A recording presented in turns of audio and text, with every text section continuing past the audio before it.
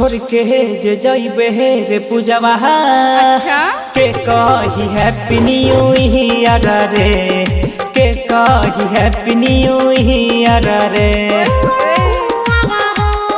छोड़ के जे जइबे रे पूजवा के कही हैप्पी न्यू ईयर रे, के कही हैप्पी न्यू ईयर रे। तोहरा बिना अब जी नहीं पाइब, गम में पियब बियर रे। छोड़ के जे जइबे रे नेहवा के रही दिलवा के नियर रे, के कही हैप्पी न्यू ईयर रे।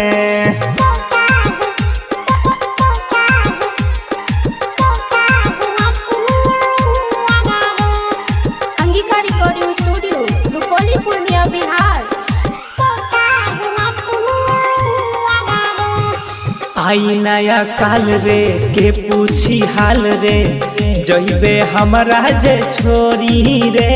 क्या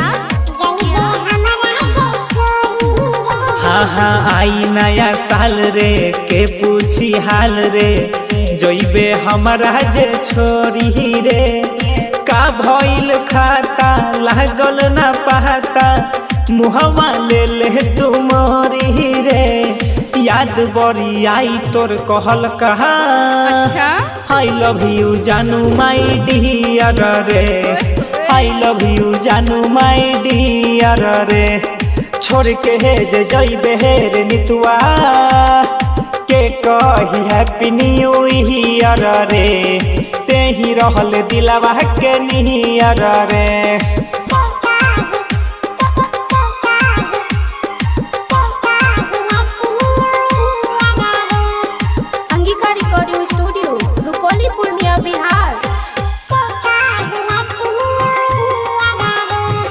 याद करू बात रे बीतल जवन साथ रे, गहिले सभे भुलाई रे। क्या हाँ हाँ याद करू बात रे बीतल जवन साथ रे, गहिले सभे भुलाई रे। छोरी कुमुद के रौशन के संगे लेबे घरवा बसाई रे। तोहरे करनवा रे पगली, अच्छा रतन अमरेंद्र भइल पियर रे, ते ही रहल दिलवा के नियर रे। छोड़ के जे जइबे रे पूजवा के कही हैप्पी न्यू ईयर रे, के कही हैप्पी न्यू ईयर रे। SRS Entertainment present